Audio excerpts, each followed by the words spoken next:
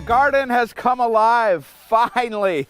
Man, that was a tough start to March. The older I get, the more I complain about winter. And that winter in general wasn't too bad, but the end of it was a killer. And we're not done yet. I'm wearing lots of layers today. It's a little chilly, but that's spring. But the snowdrops have started to bloom. The crocuses are pushing up, the daffodils. This is wonderful news. Nothing can stop us now. Before we get started with a real job, I'm going to show you something that we're not going to do. Well, you see all these leaves? I guess the inclination would be, we got to get these blown off the garden right away. Well, my radio partner, fellow Trib columnist, and bug expert Jessica Walliser says, no.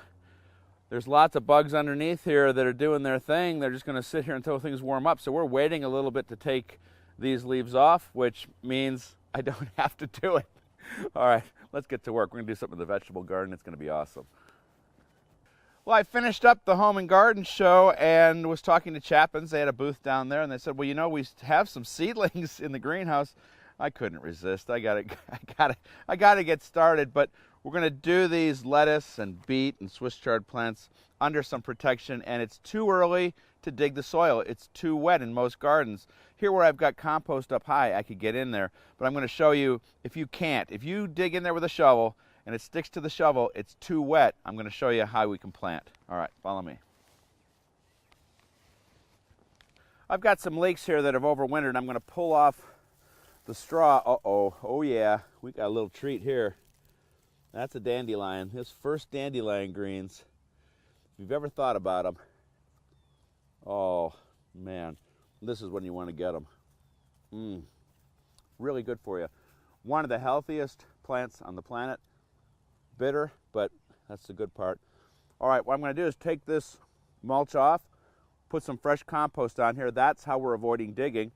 And we're going to put some plants in here, and we're going to put some in over in our cold frame too. So exciting to get started. Just going to put a couple inches of compost down here. Then we're not digging. And we're just going to put our plants right in here. But then we are going to have to protect them. It's still going to get really, really cold. And the plants that I've chosen to put in here love cold weather. That's how we're getting away with this. And these leeks, those things have been in here all winter without any protection. They're going to love having a little bit of plastic on top of them. All right, I'm going to get this out and then get my plants in the ground.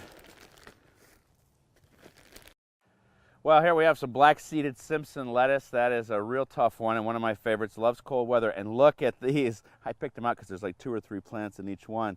And when they're little like this, they like to be split up. They don't even know what's happening. And all I have to do is kind of just gently push them into the soil here. They're going to form a little carpet of lettuce underneath these leeks. And we'll be enjoying lettuce before most normal people have even started planting.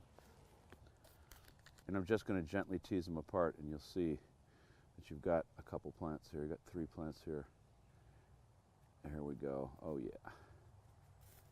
And we'll just push one right in here. That's all there is to it. Dig it. Right in that compost, no digging needed. 6 plants in this one. I'm such a cheapskate. But I'm telling you, it feels good to plant.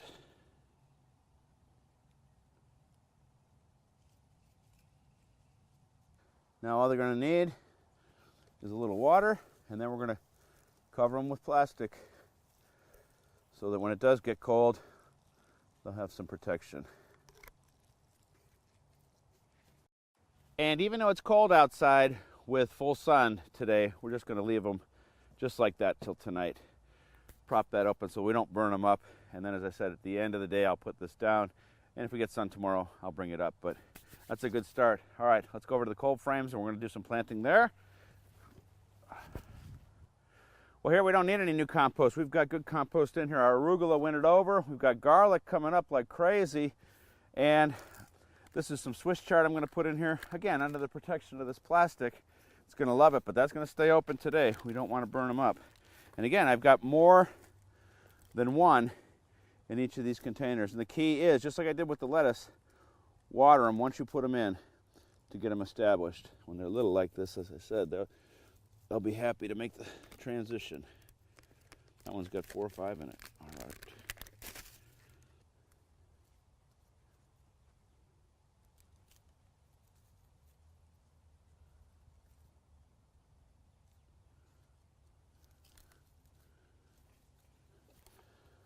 The vegetable garden is underway, but I'm not done yet. You'll see what's next. Well, this is supposed to be veggie space, and some of the kale made it, some didn't, but I couldn't resist these. It's too cold to plant pansies outside. Maybe another week or two we'll be able to get away with it, but I'm going to put them in here for now just because I love the colors, and we need color after another long, endless winter. All right, I'm going to finish these off, put a little water on them, and let's finish up. Oh, this feels so good.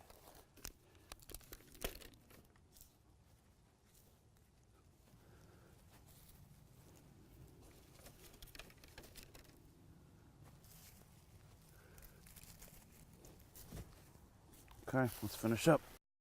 Well, in my garden mania at Chapin's, I even got 4 early girl tomato plants for my unheated greenhouse. I've never had them out here this early, but if it works out, I'm going to pot them up slowly but surely till eventually they'll be in a 1-gallon pot, maybe even with tomatoes on them when we put them in the garden in May. Now, check me out online. I've got this great collection of pollinator seeds that are all bundled together to save you money. Until next week, we got to start potting these up sometime. We'll see you then.